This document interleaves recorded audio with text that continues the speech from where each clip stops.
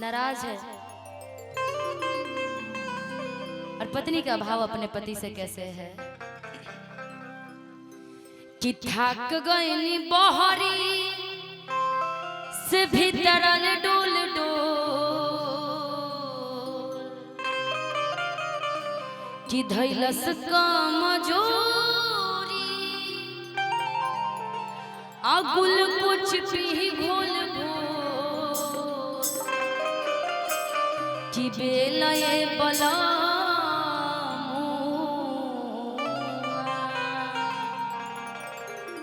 कि बेलये बलमुआ तू रोटी तको। पत्नी बड़ा नाराज बड़ी अपना पति से, कहते कि आज हमारी तबीयत ठीक नहीं थे, हम चाहते हैं कि आज खाना रहुए बना दे।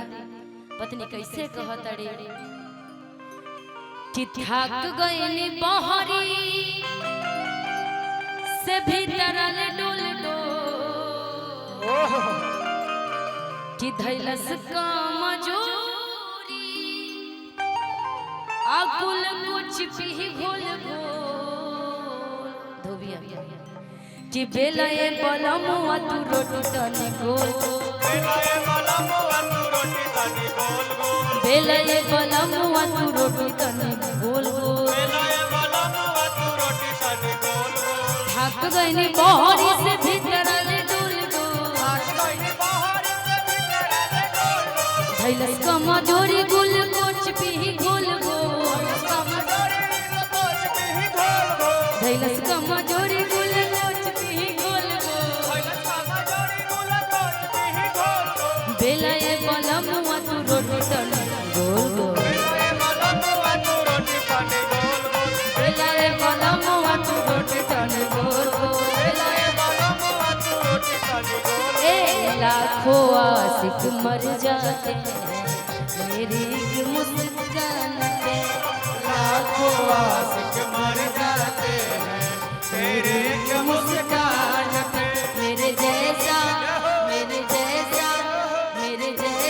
कोई नहीं है सारे हिंदुस्तान मेरे जैसा कोई नहीं है सारे हिंदुस्तान में बेलये बलमुआ तू रोटी तनी गोल गोल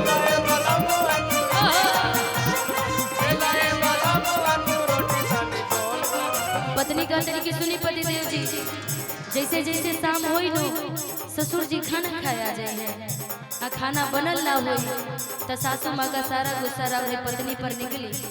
पत्नी कैसे कहता रे हो होते सजहरिया त बाबू वही खाए बाबू वही खाए हो बाबू वही खाए होते सजहरिया त बाबू वही खाए बाबू वही खाए हो बाबू वही खाए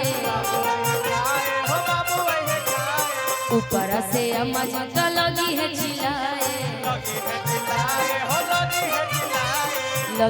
चिल्लाए अम्मा लगी है चिल्लाए खोपड़ी खराबी तक कई देली बोलबो खोपड़ी खराबी तक कई देली बोलबो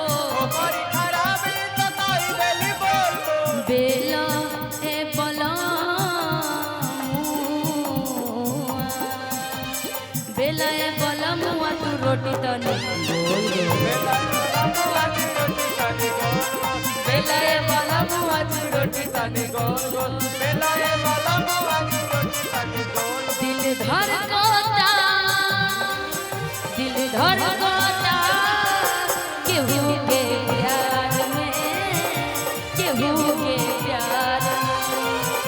केहू के प्यार में केहू के प्यार में मन मस्त भइल बा मस्ती में दिल बैठल प्यार के बस्ती में मन मस्त भइल बा मस्ती दिल बैठल प्यार के बस्ती में रहे लयकिया तोहरे इंतजार में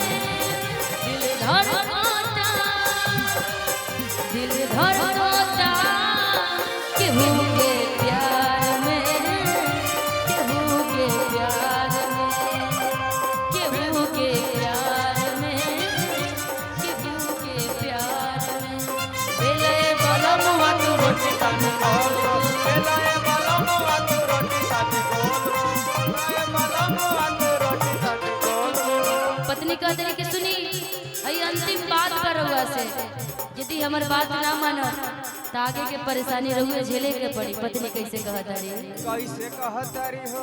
कोई कर राजा तनी में हरि के सेवा, सेवा सेवा, मैं हरि के सेवा। आहा आराम मिल रहा है। ऐसे भी लगातार कार्यक्रम के कारण देह में दर्द ज्यादा हो गया, इसी बानी से दबवा तो ले दबो दबो। कोई कर राजा तनी में हरि के सेवा, छोड़ मत दे। कोई कर राजा तनी में हरि के सेवा, में हरि के सेवा हो, में हरि के सेवा। तब नु भेटाई राजा रतिया में मेवा, रतिया में मेवा हो, रतिया में मेवा। देखेला आजाद पिया का मुंह खोल खोल, देखेला आजाद पिया का मुंह खोल खोल। बेलाए बलमुआ तू रोटी तनी गोल गोल, बेलाए बलमुआ तू रोटी तनी गोल गोल। ढक गईनी बहरी से भीतर ले डोल डोल, कैलस कमा जोड़ी गुल कोच पे घोल घोल। बेलाए बलमुआ तू रोटी तनी गोल गोल, बेलाए बलमुआ तू रोटी तनी गोल गोल। 1 2 3 4 बेलाए बलमुआ तू रोटी तनी गोल गोल, बेलाए बलमुआ तू रोटी तनी गोल गोल, बेलाए बलमुआ तू रोटी तनी गोल गोल, बेलाए बलमुआ तू रोटी तनी गोल गोल, बेलाए बलमुआ तू रोटी तनी गोल गोल, बेलाए बलमुआ तू रोटी तनी गोल गोल, बेलाए बलमुआ तू रोटी तनी कि बेलाए बलमुआ तू रोटी तनी गोल गोल। इधर जाते रहना, जो भी 10-20 तुमको मिल रहा है इधर घूम लेना एक बार, चारों तरफ पब्लिक बैठी है, घूम लोगी तो तुमको ही फायदा होगा ना जी। देखो ये सब वीडियो भी बना रहे हैं, तुम्हारी इंस्टा चलाती हो ना, ये सब तुम्हारे इंस्टा को फॉलो कर लेंगे। हाँ सब्सक्राइबर बढ़ाना है ना, फॉलोअर्स बढ़ाना है कि नहीं बढ़ाना? तो एक बार उनसे बोल देना 20 रुपया दे रहे, कहना कि 20 रुपया रख लीजिए लेकिन हमको फॉलो कर लीजिएगा।